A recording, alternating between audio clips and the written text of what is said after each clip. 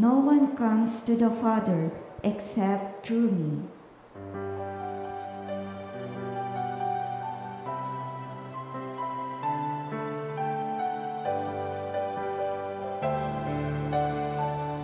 Alleluia, alleluia, alleluia, alleluia, alleluia, alleluia.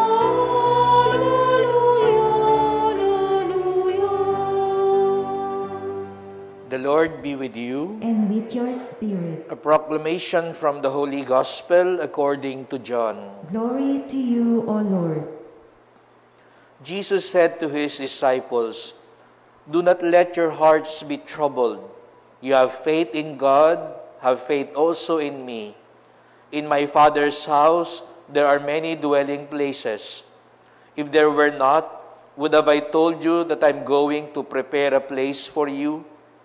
And if I go and prepare a place for you, I will come back again and take you to myself, so that where I am, you also may be.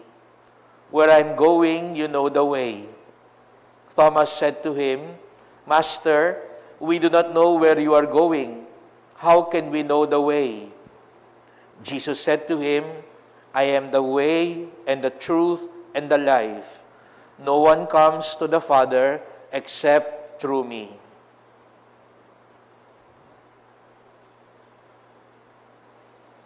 The Gospel of the Lord. Praise to you, Lord Jesus Christ.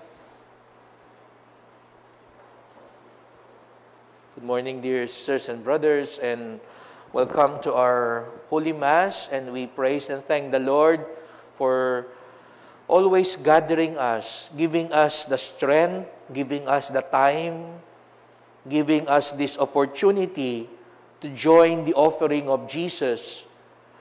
And as the Gospel today reminds us, Jesus is the way, the truth, and the life. The only way to the Father is through Jesus. Kaya tayo nagsisimba, kaya tayo sumasabay sa alay ni Jesus sa misa, sapagkat tanging ang alay ni Jesus ang nakararating sa Ama. Kaya nga, napakahalaga na laging kasama natin si Jesus. And that is why, if you notice in our first readings, St. Paul, as he preaches to different places, would always recount the story of Jesus. Siguro, kung talagang babasahin ninyo ang mga unang pagbasa, parang sirang plaka si San Pablo dahil paulit-ulit niyang kinukwento ang nangyari kay Jesus. Sinugo siya, nagkatawang tao siya, pinahirapan siya, pinatay siya, hindi siya tinanggap ng mundo, pero nabuhay siyang mag-uli. I hope, especially during this time, Easter season, we realize that. Kaya napakahalaga daw talaga ng malaman mo yung kasaysayan. Kaya nga sa atin yung history of salvation, very important. Ito yung pinangahawakan natin ng mga ninuno natin, katulad ni San Pablo. Kaya isang hamon sa atin ito na malaman, maunawaan at matandaan ang kasaysayan. Sapagkat ang kasaysayan natin ang magtuturo sa atin. Hindi ho ibig sabihin ng move on ay kalimutan ng kasaysayan. Sa totoo nga po, para tayo makamove on, matutunan natin ang aral ng kasaysayan. Yun ang tunay na moving on. Kaya nga, sabi ko nga sa inyo, bakit parang sirang plaka si San Pablo? Paulit-ulit na kinukwento yung nangyari kay Jesus. Kasi yun ang nagbigay lakas sa kanila. Yun ang nagbigay liwanag sa kanila. Yun ang nagturo sa kanila ang saysay. No? Kaya nga, di ba, yun ang ibig sabihin ng history. Kasaysayan, yung saysay. Yung meaning ng mga nangyari. Kaya, yung sinabi ni Jesus naman ngayon sa gospel, do not let your hearts be troubled. Why was Jesus so emphatic on that? Because there will be times we will be challenged. There will be times not everything will go our way. At pag nangyari yon, mga kapatid, doon tayo panghihinaan ng pananampalataya. Kaya nga, paulit-ulit ang Panginoon, do not be afraid, ang Diyos. Do not let your hearts be troubled. Kaya pala si San Pablo, bakit hindi na siya natatakot? Bakit hindi na siya troubled? Kasi nga, nasa kamalayan niya, nasa puso niya, ang kwento ni Jesus. Ang kasaysayan ng kaligtasan. Kaya lumaganap ang pananampalataya. Kahit inuusig sila. Tandaan po natin, nung lumago ang pananampalataya, hindi sila agad pinapakinggan ng mga tao. Si St. Paul, tandaan natin, hanggang sa huli, pinatay nga siya, pinugutan pa rin siya ng ulo. Pero, hindi siya talunan. At yung mga kasama natin sa pananampalataya noong panahon na yon, hindi sila kumalas. Bakit? Kahit na ang pakiramdam nila noong panahon na yon, talo na sila. Wala na silang saysay silbi dahil pinagtatawanan sila, inuusig sila, hindi sila pinapakinggan. Pero bakit sila nagpursige? Dahil tinandaan nila ang kwento ni Jesus.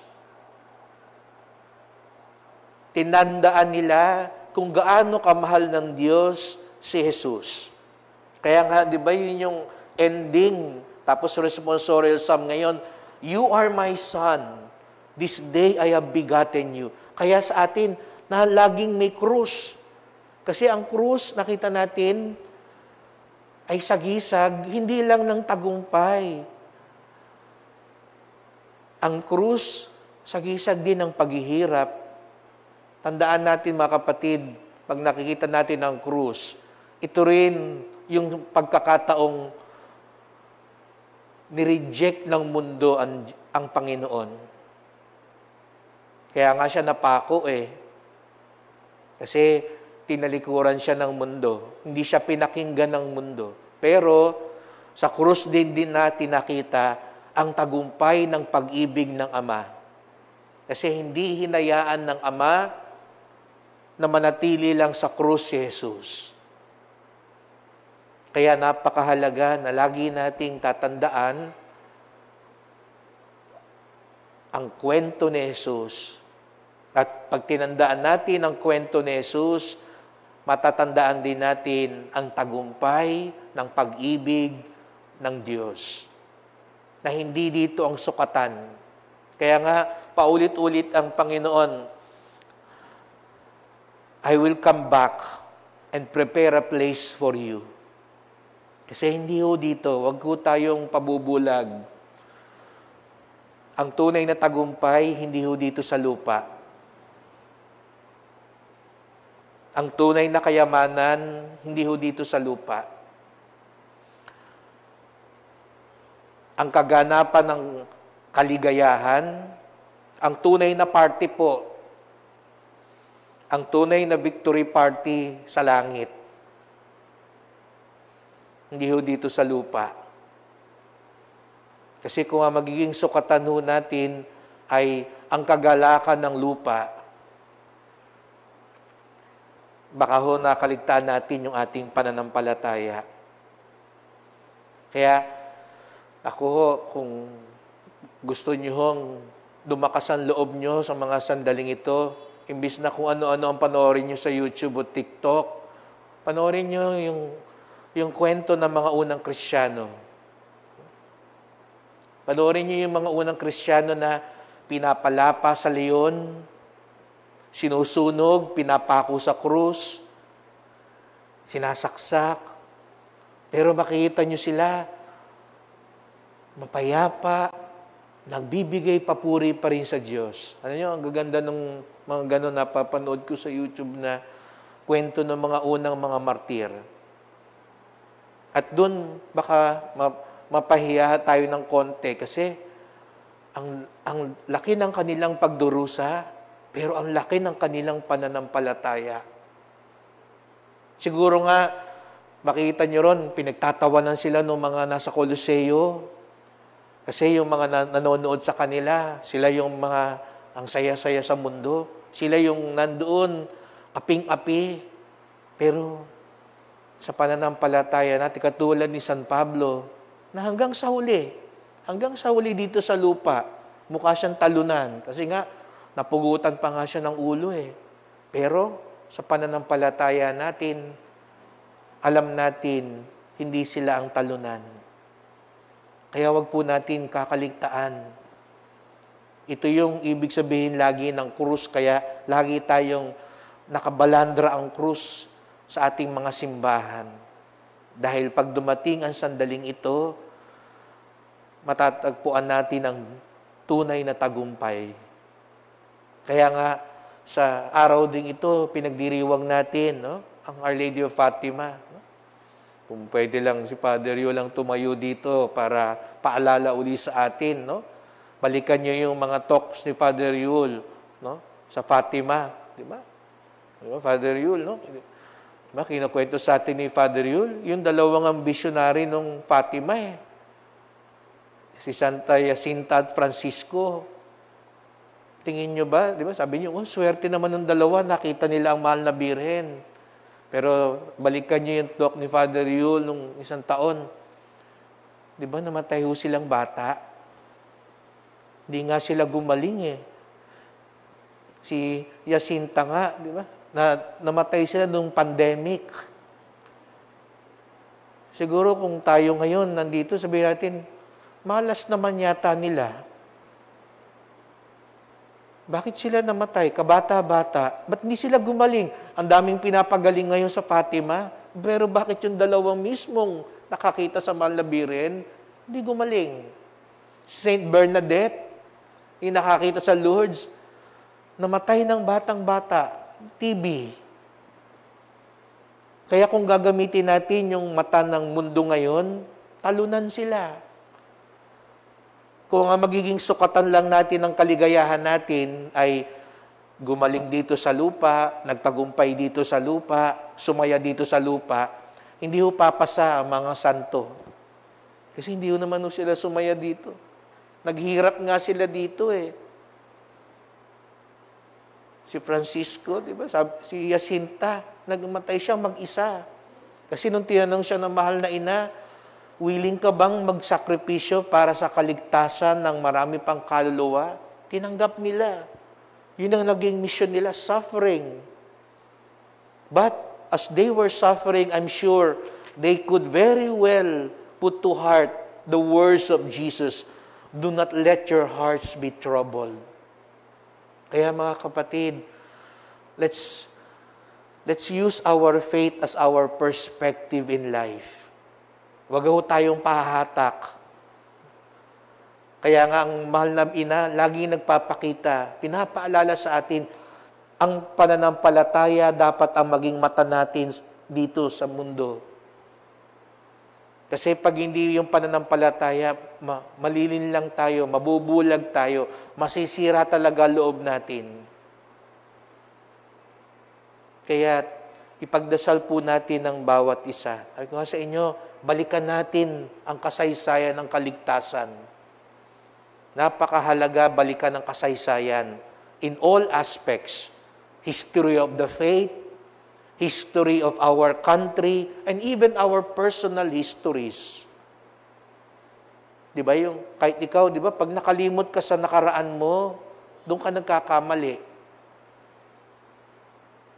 Pag nakalimutan mo, di ba, nung bago, pag kinalimutan mo, ikaw, may asawa ka ngayon, nakalimutan mo yun, yung pinangako mo nung kinasal ka, delikado, di ba?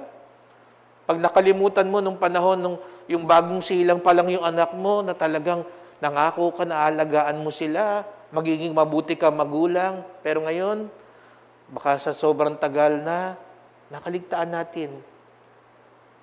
Nung nag-a-apply ka ng trabaho, very enthusiastic ka, sabihin mo, matanggap lang ako rito, gagawin ko lahat.